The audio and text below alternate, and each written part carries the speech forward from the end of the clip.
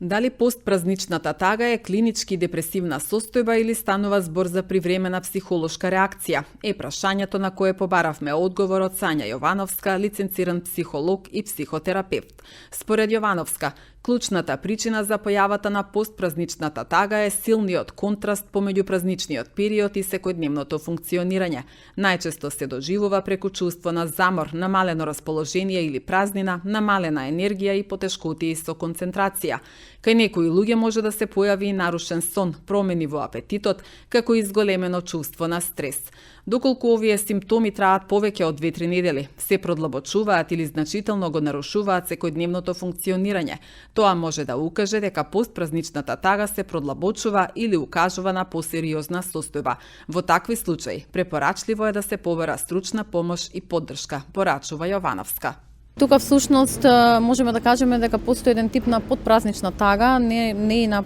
постпразнична депресија, која што се јавува поради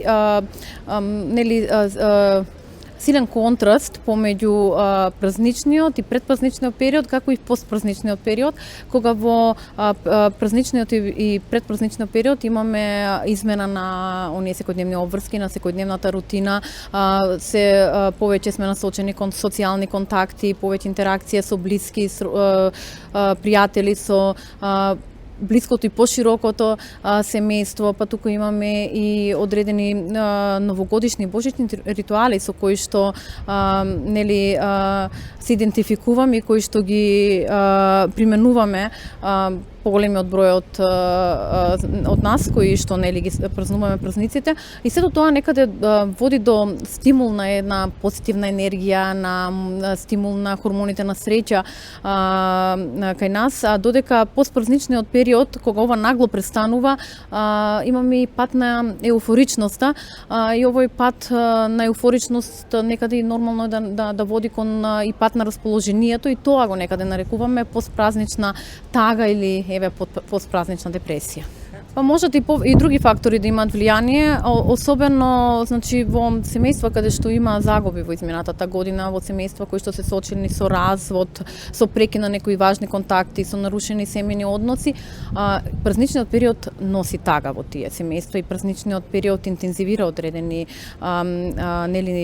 непријатни емоции, додека па постпразничниот период може само уште повеќе да ги интензивира овие емоции, и кај нив оваа подпразнична тага може малку да е подолготрајна и подлабока. Она што може би исто така има некаде влијание, празниците се случуваат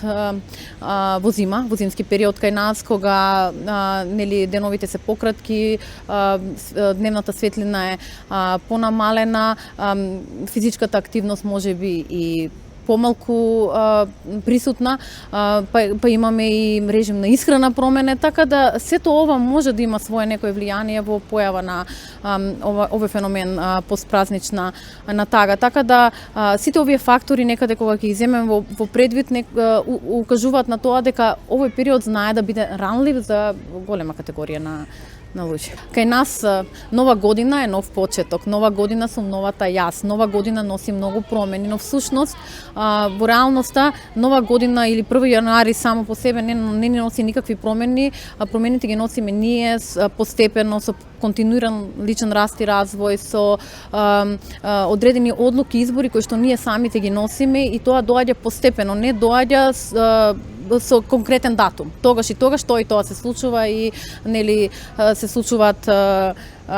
промените сами по себе. Исто така, овој предпразничен период е доста карактеристичен и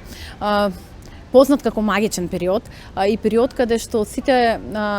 поголем број на луѓето се со очекувања дека тука сега ќе се случуваат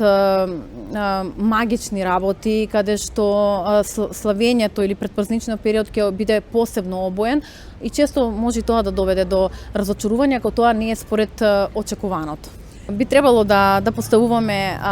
мали, реални и остварливи цели за постепено враќање во секојдневието и онаа рутина која што се очекува од нас секојдневно.